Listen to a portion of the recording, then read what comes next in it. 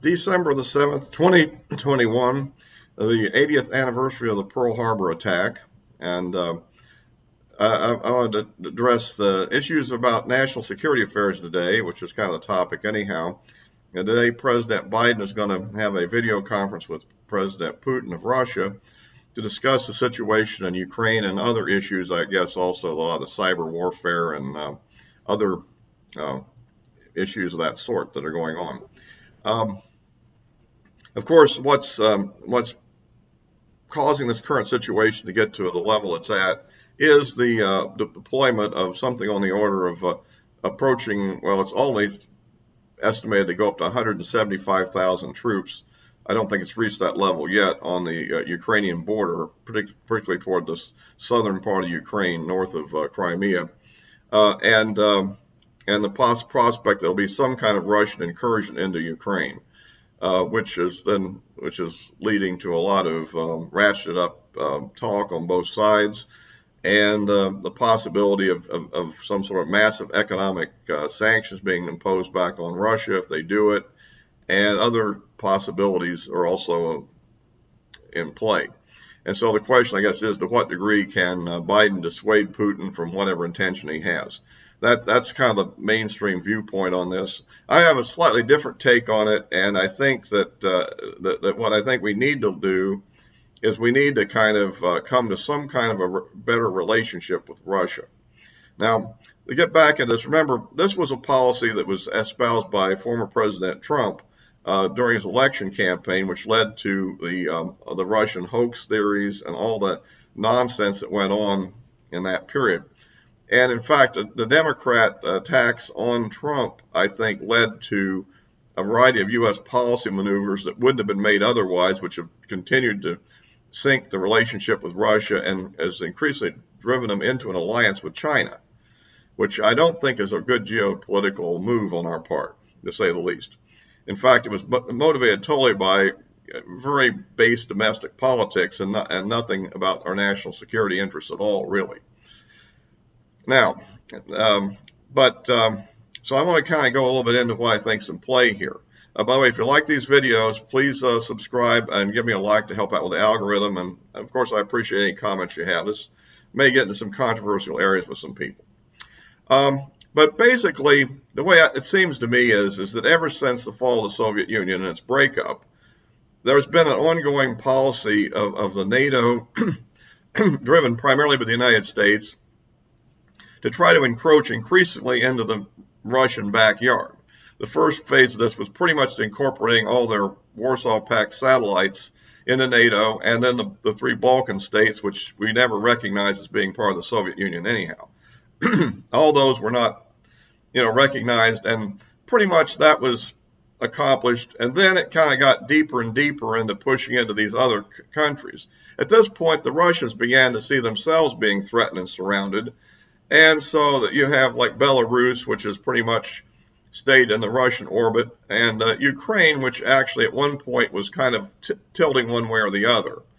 And at that time, the Russians had a favorable leader to them in Kiev.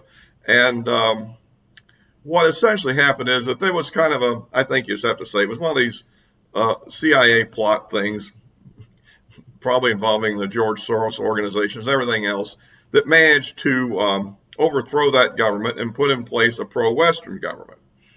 And of course, we've had a lot of discussion about the phone call with Trump and all that sort of thing, all those issues, and Hunter Biden and his dealings with the corrupt Ukrainian energy company, and so forth. So we had all that background. And the point of the matter is that the fundamental thing I think that Russia is interested in is keeping Ukraine out of NATO. And I think at least what I think we should be doing is trying to negotiate a deal with the Russians to neutralize Ukraine. They would have a status similar to what Austria and Finland had during the Cold War. That is to say, they would be non-aligned countries that would trade openly with both sides. And Russia both sides would sort of keep their hands off in terms of military activity. And of course, one complication is the fact that Russia, a long time ago, is snatched back or snatched Crimea. Now, Crimea is a special case, and of course, you can look at it from 2 points of view. The point of view that we in the West, United States, look at it is that we've tried to have a post-World War II policy that nobody takes land by force. Okay, UN, Of course, that's not always the case, as we well know. Our ally Israel has taken some land by force, but then they took land that was being used to attack them. And so far, I know there's UN resolutions, and there's always been an ongoing attempt at a political solution for decades. There's just too much intransigence on both sides, particularly on the Palestinian side, in my opinion, to make a deal. They were close to making a deal in 2020 under Bill Clinton, but Yasser Arafat and the radicals in the Palestinian movement turned it down. Probably because Arafat didn't want to be assassinated, so he had to turn it down. But at any rate, you get the point. I don't want to get off on the Arab-Israeli thing too much here, except to say that this is a similar situation in a way that Crimea was always originally part of Russia for, many years, going back to the Tsarist era anyhow. I'm sure they took it from somebody then. And you go to the history of the world, we took the land from the Indians too. You can go through all those kind of ancient history things. But there's a much more clear-cut Russian tie to that. Plus, Russia wants access to seaports. And I believe a lot of their bases were in there in the Soviet period, and that's why they wanted it. So my proposal is to let them have Crimea and drop the claims against them on that in return for hands off the rest of Ukraine, and improve relations across the board. Russia thins out the troops on the border there, so there's no threat of imminent invasion anymore. And we try to deal with the domestic issues inside of Ukraine in terms of what about the Russian nationals that live there, and how will that be settled? I think we can't deny the fact that there are people inside of the Ukraine that are not very happy with the current government there, that are of Russian extraction. Now, is Russia taking these great measures because they really care about the plight of these people, or is it purely a pretext for aggression? Everybody tries to make an analogy with what Hitler was doing in Czechoslovakia before World War II. But one thing I would point out differently is that Putin, unlike Hitler, is not a madman. He's a much more calculating, cautious individual. And so I think he's somebody that you can make deals with, but you have to come up and give him something too. That's the point. And what do we get out of it ultimately, in my opinion, is a better relationship with Russia, and hopefully to eventually break up the tie between them and China. See, that's what we don't really want, is an alliance between Russia and China. Okay? That is a bad combination. China has the money, Russia has the nukes and the resources, and you put the two together, you have a much more formidable entity than the two separately. Okay? And so that's why it's in our interest to improve the relationship with Russia. Furthermore, we pretty much won.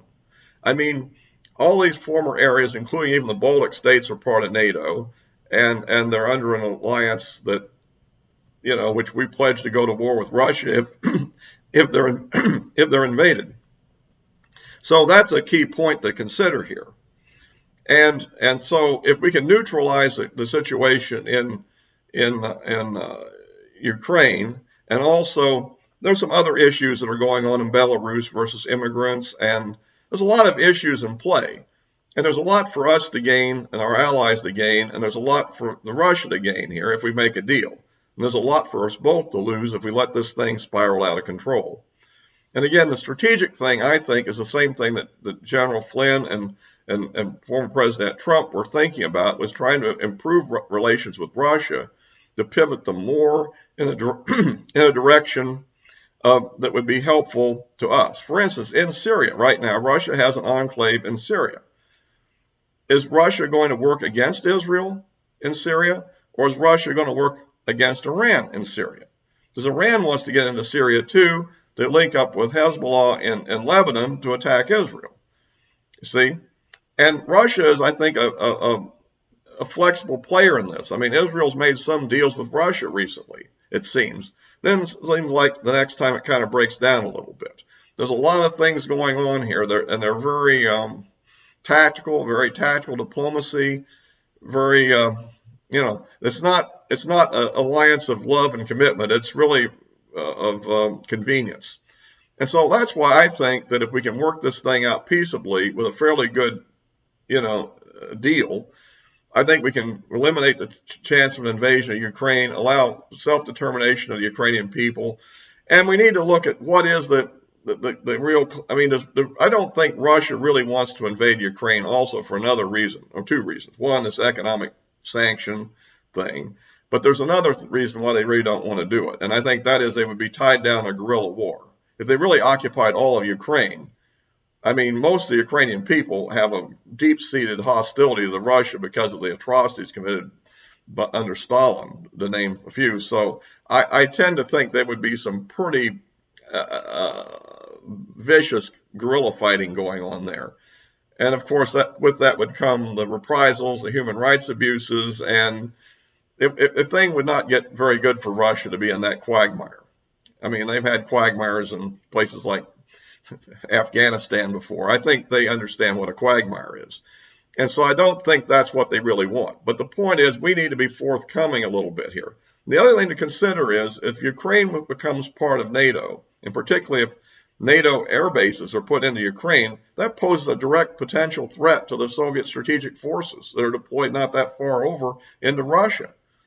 And so, I mean, how would we like to have a hostile alliance have bases on our northern border, northwestern border with Canada, where all of our strategic forces are deployed? You see, these are real things that we have to think about rather than this whole garbage you hear on the media. There are some real issues on both sides. The other hand is Russia's been doing a lot of hacking and cyber warfare. Well, what have we been doing to them? I don't know, because whatever cyber warfare we may or may not be doing to them is obviously classified, and we're not being told about it. But the point is, we know what they're doing to us with these pipeline shutdowns and all kinds of ransomware. To what degree that's just Russian criminals running unchecked, and to what degree it's actually sanctioned by the Russian government is probably a bit of both, actually, a bit of both. And so I think there's some deals that can be made there with improved relations. But at any rate, the other aspect is that if it comes to actual war, I point out that ultimately, the United States and its allies have the top assets in air power now. With our fifth generation F-22 and F-35 fighters, the Russian air force doesn't stand much of a chance, really, if it's fully deployed. So what that leads us to the escalatory possibility of them employing nuclear missiles against the air bases, or lose. And if they decide to escalate to de-escalate, as the strategy I think is called over there, what do? That would involve strikes that wouldn't have hit the United States directly. And to retaliate effectively, we'd have to actually bomb Russia with nuclear weapons. And again, probably in areas where their strategic forces are deployed.